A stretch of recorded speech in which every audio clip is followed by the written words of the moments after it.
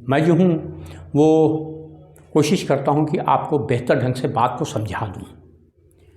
हम बार बार ये बात कहते हैं, रिपीट करते हैं कि हम आपको बहुत मनोरंजन नहीं करते, मगर पढ़ाने की कोशिश ज़रूर करते हैं।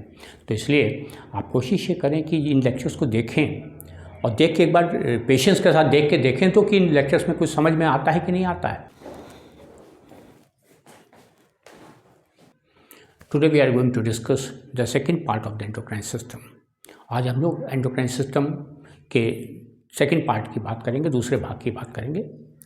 पिछले भाग में हम लोगों ने कुछ बेसिक इन्फॉर्मेशन डिस्कस की थी और आज के लेक्चर में हम लोग डिस्कस करेंगे कुछ और बेसिक इन्फॉर्मेशंस जो कि उनकी प्रॉपर्टी से रिलेटेड होंगी और चीज़ों से रिलेटेड होंगी। So today we are going to discuss several basic informations related with the endocrine system.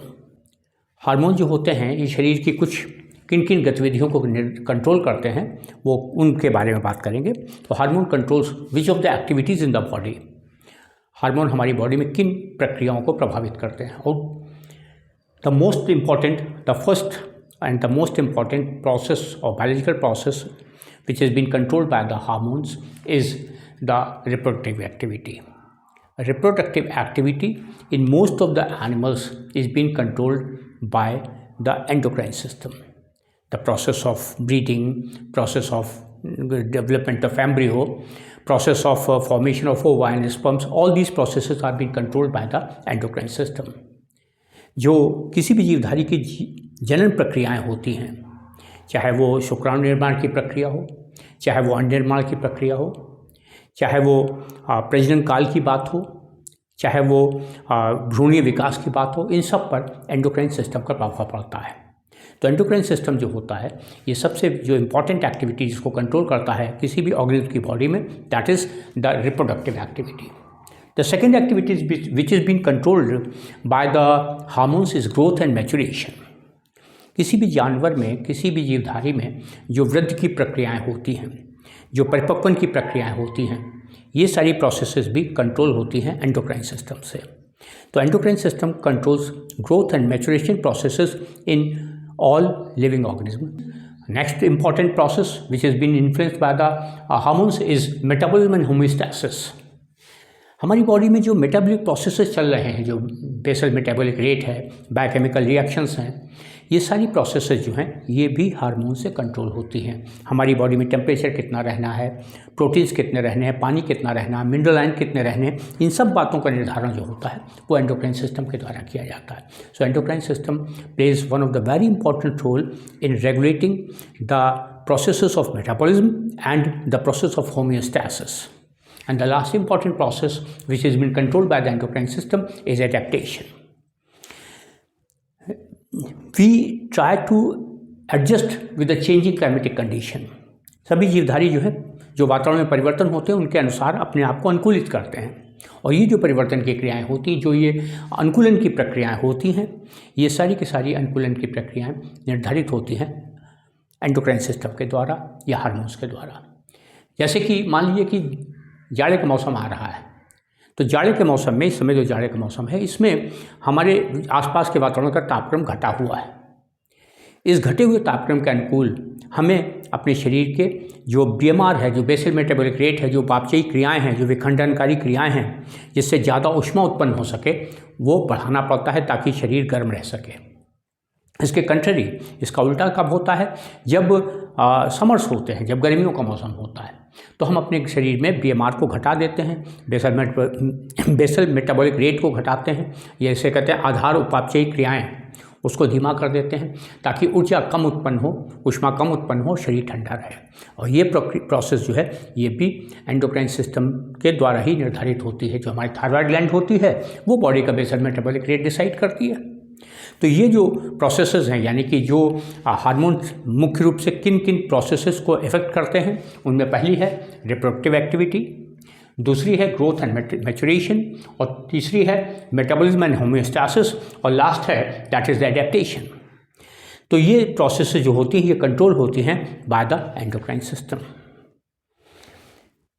Next, जो सिक्रीशन ऑफ हार्मोन्स होते हैं, ये हार्मोन्स सिक्रीट होते कैसे, इनको उत्तेजित कौन करता, कौन निर्धारित करेगा कि हार्मोन कब कितना निकलना है, कौन सा निकलना है, गर्मी में कौन सा निकलना है, सर्दी में कौन सा निकलना, भूख लगी तो क्या निकलना है, नहीं भूख लगी तो क्या निकलना है, शुगर ज़्यादा है तो क्या होना है, शुगर कम है तो क्या होना, ये सब निर्धारित कौन करेगा। इसके लिए डिफरेंट टाइप के स्टिमुलस होते हैं, उद्दीपन होते हैं, विभिन्न प्रकार के जो सेंसेशन एक्टिविटीज़ होती हैं जो कंट्रोल करती हैं हार्मोन सिक्रीशन की प्रोसेस को। Hormone control secretion is been regulated by several factors. Out of those the most important factor is the neural stimulus. जो न्यूरॉन्स हैं, जो नर्वस सिस्टम हमारा है, जो तंत्रिका तंत्र है, इसके उद्दीपन से भी जो हार्मोन्स हैं उनका श्रवण उत्तेजित होता है। फॉर एग्जांपल, अगर हमें ठंडक लगी तो ठंडक किसको लगी, शरीर को लगी, नर्वस सिस्टम में महसूस की गई, और तब जब थर्मो रिसेप्टर्स को महसूस हुआ कि बॉडी ठंडी हो रही है तो उन्होंने शरीर को गर्म करने के लिए हार्मोन्स के सिक्रेशन को उत्तेजित किया, न्यूरल स्टिमुलस हुआ। लैक्टेशन के समय, जिस समय मदर बच्चे को फीड करा रही होती हैं, उस समय जो सकिंग मूवमेंट होता है वो मिल्क रिलीज की प्रोसेस को इंड्यूस करता है, पिट्यूटरी से हार्मोन सिक्रीट होता है, वो हार्मोन जो है वो हार्मोन मिल्क रिलीज को इंड्यूस कर देता है। तो इस तरीके से क्या होता है कि जो भी स्टिमुलस होते हैं, न्यूरल स्टिमुलस, ये हार्मोन सिक्रीशन को इंड्यूस कर सकते हैं। The neural stimulus can induce the secretion of the hormones. Different neural stimuluses may induce the secretions of the hormone. Next is the presence of any other hormone. जब कोई दूसरा hormone body में presence होता है या एक hormone जो है वो दूसरे हार्मोन के सेक्रेशन को इंड्यूस करता है। फॉर एग्जांपल, हमारी पिट्यूटरी से निकलता है FSH हार्मोन और वो जाके ओवरी में ऑस्ट्रोजन के सेक्रेशन को इंड्यूस करता है फॉलिकुलर सेल्स में।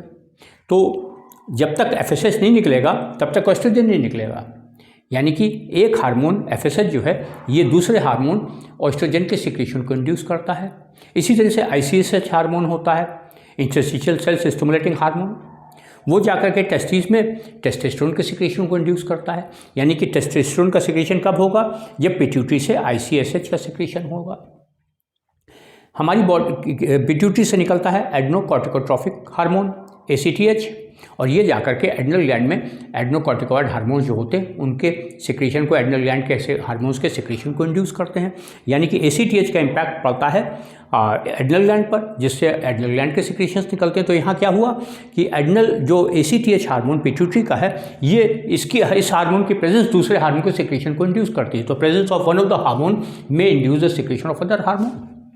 Next is that is certain specific metabolites और chemicals may induce secretion of hormone. विभिन्न प्रकार के जो हमारी बॉडी में उपापचयी पदार्थ बनते हैं या जो विभिन्न प्रकार के रसायन होते हैं, ये भी हार्मोन सिक्रेशन को इंड्यूस करते हैं। फॉर एग्जांपल, हमारी बॉडी में जब ब्लड में एक्सेसिव क्वांटिटी में शुगर सर्कुलेट करती है या जब हम खाना खाने के बाद काफ़ी मात्रा में शुगर एब्जॉर्व करते हैं, तो वो शुगर की जो क्वांटिटी होती है वो शुगर का, यानी जो केमिकल शुगर है, जो हमने कहा है मेटाबोलाइट और केमिकल, तो वो जो शुगर है वो इंड्यूस कर देती है इंसुलिन सिक्रीशन की प्रोसेस को।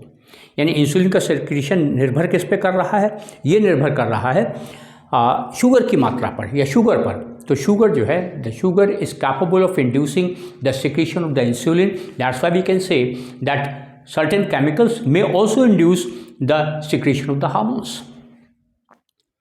जैसे ही हमारी बॉडी में खाना हम खाते हैं और खाने में जब फूड जाके स्टमक की दीवार को टच करता है तो स्टमक की दीवारों से गैस्ट्रोइंटेस्टाइनल ट्रैक्ट हार्मोन्स यानी गैस्ट्रिन का सिक्रेशन शुरू हो जाता है। और ये गैस्ट्रिन हार्मोन क्या करता है, ये फिर बाकी की जो डाइजेस्टिव प्रोसेसेस हैं, जो सिक्रेशन ऑफ एंजाइम्स हैं, जो पेरिस्टाल्सिस है, जो मूवमेंट ऑफ इंटेस्टाइन है, उन सबको कंट्रोल करता है। तो इंटेस्टाइन से निकलने वाले डिफरेंट जो गैस्ट्रोइंटेस्टाइनल ट्रैक्ट हार्मोन्स होते हैं, ये फूड के कांटेक्ट में आने के बाद या स्टमक की वॉल के में जब केमिकल कांटेक्ट में आते हैं उसके बाद उनका सिक्रेशन शुरू होता है। तो certain chemicals may also induce the secretion of the hormones. तो that's why we can say that the secretion of the hormones is been induced by number 1 the neural stimulus, number 2 the presence of any other hormone, and number 3 the specific metabolites और the chemicals may induce the secretion of other hormone. The third important point is what are the major kinds of the hormones? Hormone के मुख्य प्रकार क्या होते हैं? तो इनमें हम लोग कहते हैं कि हार्मोन्स मुख्यतः दो प्रकार के होते हैं। One of the type is called as endocrine hormone और it is also called as circulatory hormone. इस सर्कुलेटरी हार्मोन इसको इसलिए कहते हैं क्योंकि ब्लड के साथ सर्कुलेट करता है, और चूंकि एंडोक्राइन ग्लैंड से निकलता है तो इनको एंडोक्राइन हार्मोन कह देते हैं। ये एंडोक्राइन ग्लैंड से निकलने वाले हार्मोन जो होते हैं, क्योंकि हम लोग एंडोक्राइन सिस्टम ही डिस्कस करें, सारी बात तो उसी के बारे में कर रहे हैं, तो यहाँ पर ये जो इससे निकलने वाले हार्मोन्स हैं ये जाके ब्लड के साथ सर्कुलेट होकर कहीं बॉडी से दूर स्थित कोई टारगेट टिश्यू, टारगेट ऑर्गन जो होता है उस पर प्रभाव डालते हैं। यानी हार्मोन एंडोक्राइन ग्लैंड से निकलता है, ब्लड के साथ बह करके जाता है टारगेट सेल और टारगेट ग्लैंड पर, और वहाँ जाके उसका प्रभाव पड़ता है, तो तब उसकी क्रिया होती है। यानी कि अगर एंडोक्राइन ग्लैंड से निकला है FSH हार्मोन तो वो ओवरी पे जाकर के प्रभाव डालेगा। अगर यहाँ से ICSH निकला है तो वो जाकर के टेस्टिस पर प्रभाव डालेगा। अगर यहाँ से ACTH निकला है तो उसका प्रभाव पड़ेगा जाके एड्रिनल ग्लैंड पर। और ये हार्मोन यहाँ तक पहुँचता कैसे है? ब्लड के द्वारा पहुँचता है। तो चूँकि ये इंटरनल ग्लैंड के सिक्रीशंस होते हैं, ये इंटरनल सिक्रीशंस हैं जो कि ब्लड के साथ ट्रांसपोर्ट होते हैं, इसीलिए इसको हम लोग कह देते हैं सर्कुलेटरी हार्मोन। और ये एंडोक्राइन हार्मोन्स की होते हैं क्योंकि एंडोक्राइन ग्लैंड से निकलते हैं। दूसरी कैटेगरी जो कहलाती है, ये होते तो ये भी हार्मोन्स ही हैं पर इनका ट्रांसपोर्टेशन ब्लड से नहीं होता। That's why they are called as local hormone और they are also called as tissue hormones. These tissue hormones or local hormones are not being transported by the blood, but they indicate their impact in the surrounding region. तो इनको local hormones या tissue hormones को हम लोग दो categories में classify करते हैं। One of the categories called as paracrine. Paracrine hormones are those which are being secreted from a particular type of cell which is of secretory nature or endocrine nature, and the hormone or the chemical which is being secreted by this cell will indicate the impact on the adjacent cell or the adjacent tissue. इस cell से निकलने वाला जो chemical होता है या जो रसायन होता है या जो हार्मोन होता है, ये अपने आसपास की कोशिकाओं पर प्रभाव डालता है। तो effect of paracrine glands or the paracrine hormones is indicated in the surrounding cells present around the cell or present around the secretory cell. तो जो जिस सेल से सिक्रीशन हुआ उसके आसपास के इलाके में, उसके आसपास के पास जो दूसरी कोशिकाएं प्रेजेंट होती उस पर इसका प्रभाव पड़ता है। इसके सबसे बढ़िया एग्जाम्पल होते हैं हमारे ब्लड सेल्स, जो WBCs होते हैं, जो T सेल्स हैं, B सेल्स हैं। ये बहुत अच्छा इंडिकेट करते हैं क्योंकि इनमें T सेल की वजह से दूसरी T सेल्स, मेमोरी सेल वगैरह की जो फॉर्मेशन होती है, ये सारी की सारी प्रोसेस डिपेंड करती है इंटरल्यूकिन वगैरह पर। और ये सारी प्रोसेसेस जो हैं, यानी एक सेल का इम्पैक्ट दूसरी सेल पर पड़ता है, तो जिस सेल से निकलते हैं वो अपने आसपास की दूसरी सेल्स को प्रभावित कर देते हैं, उत्तेजित कर देते हैं। दूसरी कैटेगरी कहलाती है autocrine. The autocrine hormones are those hormones which are indicating the effect on the same cell from which they are secreted. Autocrine जो हैं, these cells or these secretions effect on the cell by which it is secreted. जिस cell से निकलते हैं उसी पर प्रभावित डालते हैं। तो ऑटोक्राइन सेल जो होते हैं उनसे जो हार्मोन निकला, वो हार्मोन बाहर निकलने के बाद उसी सेल के रिसेप्टर को इंड्यूस करके उसी सेल पर इफेक्ट डालता है। तो ऑटोक्राइन जो होते हैं ये सेल्फ इंड्यूसिंग होते हैं, जो पैराक्राइन होते हैं वो एडजेसेंट इंड्यूसिंग होते हैं, और जो एंडोक्राइन होते हैं ये डिस्टेंट इंड्यूसिंग होते हैं। यानी इनका प्रभाव कहीं दूर पड़ता है, इनका प्रभाव अपने आसपास के क्षेत्र में पड़ता है और इनका प्रभाव खुद अपने ऊपर पड़ता है। जिस सेल से निकलते हैं उसी को इंड्यूस कर देते हैं। तो this is called as autocrine. And autocrine chemicals और autocrine glands are those in which the secretion which has been released by the cell affects to the same cell from which it has been secreted. जिससे निकले उसी को induce कर देते हैं। तो ये कहलाती है ऑटोक्राइन की कैटेगरी। इसमें सबसे अच्छा एग्जाम्पल जो होता है ये होती है process of multiplication, the mitotic cell division और द सेल डिवीजन। जब कभी भी कोई हमको इंजरी होती है, जब टिश्यू डैमेज होता है, तो वहाँ रिपेयर की प्रोसेस होती है। रिपेयर के लिए हमको एक्सेसिव मल्टीप्लिकेशन ऑफ सेल्स कराना पड़ता है, और ये एक्सेसिव मल्टीप्लिकेशन ऑफ सेल्स तभी पॉसिबल है जब सफिशिएंट क्वांटिटी में वो सेल इंड्यूस होकर के, एक्टिवेट होकर के मल्टीप्लाई करें। तो जब कोई सेल डैमेज होती है तो उससे निकलने वाले जो केमिकल्स होते हैं, यूजुअली माइटोटिक सेल डिवीजन जो होता है ये इंड्यूस होता है जिन केमिकल से, वो उसी सेल से निकलते हैं और वहीं पर उसी सेल की जो डिवीजन प्रोसेस है उसको इंड्यूस कर देते हैं। Autocrine activity controls the process of multiplication of the cells. It helps in healing of the wound and repair of the injury. तो healing of the wound, repair of the injury और process of regeneration, इन processes में autocrine cells का बड़ा important role होता है। Usually जो autocrine hormones होते हैं ये सेलुलर मल्टीप्लिकेशन की प्रोसेस को कंट्रोल करते हैं। जो स्किन से सोमेटोस्टैटिन निकलता है ये सेल के स्टेटम जर्मेटाइबम से मल्टीप्लिकेशन को कंट्रोल करता है। तो ये जो कंट्रोल की प्रोसेस होती है इसमें स्टेटम जर्मेटाइबम के सेल्स ही इंड्यूस होकर के उससे जो केमिकल निकलता है सोमेटोस्टैटिन वो वहीं पर सेल मल्टीप्लिकेशन की रेट को बढ़ा देता है। ये ऑटोक्राइन जो हार्मोन्स होते हैं ये आमतौर से कोशिकाओं की विभाजन की गतियों को निर्धारित करते हैं। और फिर चौथी और लास्ट इंपॉर्टेंट बात है, as we know that during development of the embryo 3 basic germinal layers are been formed. हम जानते हैं कि भ्रूणीय विकास के दौरान 3 आधारभूत भ्रूणीय स्तर बनते हैं, एक्टोडर्म, एंडोडर्म एंड मेसोडर्म। जो बॉडी में एंडोक्राइन ग्लैंड्स पाई जाती हैं ये एंडोक्राइन ग्लैंड्स इन्हीं तीनों लेयर से डिराइव होकर बनती हैं, इन्हीं लेयर से बनती हैं। तो उसके बेसिस पे कौन सी ग्लैंड किस लेयर से बनी है उसके बेसिस पे ये एक क्लासिफिकेशन ऑफ द ग्लैंड्स होता है। ये टाइप ऑफ ग्लैंड्स होती हैं कि जिनमें कि किस लेयर से कौन सी ग्लैंड बनी। इनमें से सबसे पहली कैटेगरी होती है एक्टोडर्मल ग्लैंड्स की। एक्टोडर्मल ग्लैंड्स वो होती हैं those which are been derive from the ectoderm या वायस्तर, जो भ्रूणीय वायस्तर होता है उससे इनका निर्माण होता है। And the best example is pituitary and the pineal gland. Pituitary body और पिनियल ग्लैंड ये 2 इसके बेस्ट एग्जाम्पल होते हैं एक्टोडर्मल ओरिजिन के ग्लैंड्स के, या जो जिनकी ओरिजिन जो है वो एक्टोडर्म से हुई है। Second category is ectomesodermal. Ectomesodermal में क्या होता है कि एक्टोडर्म और मीजोडर्म दोनों लेयर्स पार्टिसिपेट करते हैं एंडोक्राइन ग्लैंड बनाने के लिए। तो यहाँ पर इसका सबसे अच्छा एग्जाम्पल होता है एडनल। एडनल का जो मेडला वाला भाग होता है ये बनता है एक्टोडर्म से, और एडनल का जो पेरिफेरल पार्ट होता है, जो बाहर का हिस्सा होता है एडनल ग्लैंड का, वो बनता है मेसोडर्म से। तो इस तरह से एडनल ग्लैंड में 2 हिस्से, 2 तरह के लेयर्स पार्टिसिपेट करते हैं, एक एक्टोडर्म के और दूसरे मेसोडर्म के। तो इसीलिए इनको कहा जाता है एक्टोमीजोडर्मल ओरिजिन की ग्लैंड होती है ये एडनल ग्लैंड। तीसरी कैटेगरी जो होती है ये होती है मेसोडर्मल ओरिजिन की, यानी इन ग्लैंड्स की जो उत्पत्ति होती है ये मेसोडर्म से होती है। तो endocrine part of the testis and endocrine part of the kidney, ये दोनों जो होते हैं इनका निर्माण मेसोडर्म की कोशिकाओं से होता है। And last category is endodermal origin.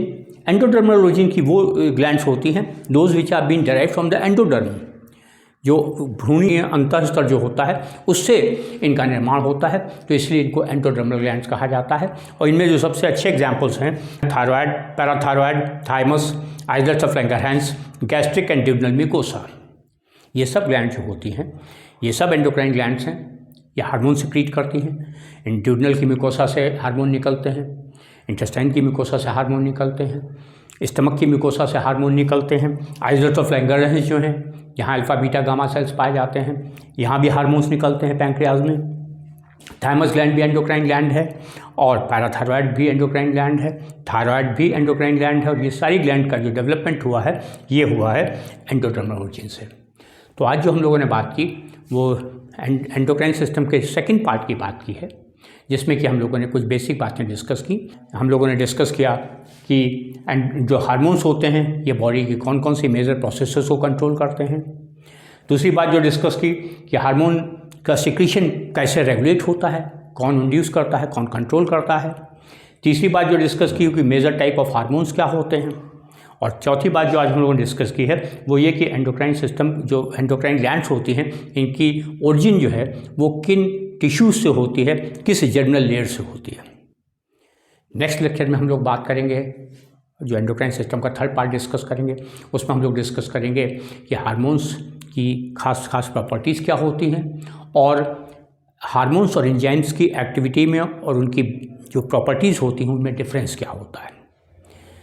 तो आज के लेक्चर में हम लोग इतना ही डिस्कस करते हैं। Next time will discuss then third part of the endocrine system dealing with the properties of hormones along with the difference between enzyme and hormones. Thank you very much. मैंने अब तक जो ऑब्ज़र्व किया है, जो मेरा एक्सपीरियंस है कि शायद ज़्यादातर लोग आप लोग लेक्चर देखना शुरू करके कुछ ही देर में लेक्चर को छोड़ देते हैं। 1-2 मिनट देखते हैं, या 1-2 मिनट भी नहीं देखते होंगे, 30-40 सेकेंड देखते हैं, क्योंकि आपको मेरे चेहरे पे शायद वो आकर्षण नज़र नहीं आता जिससे कि आप पढ़ें। मगर एक बार आप धैर्य के साथ पूरा लेक्चर देखें तो तब आपको समझ में आएगा कि मेरे लेक्चर के जो कंटेंट हैं, जो मटेरियल है उसमें और बाकी के लोगों के लेक्चर के कंटेंट में क्या डिफरेंस है। हम मनोरंजन नहीं कर रहे हैं, हम केवल आपको सब्जेक्ट बताने, पढ़ाने और समझाने की कोशिश कर रहे हैं। तो एक बार धैर्य के साथ पूरा लेक्चर देखें और देखने के बाद फिर जो अनुभव हो उसके आधार पर आगे आप लेक्चर देखेंगे नहीं देखेंगे, या पहले के जो मेरे लेक्चर पढ़े उनको देखेंगे नहीं देखेंगे, वो तब आप तय कीजिएगा।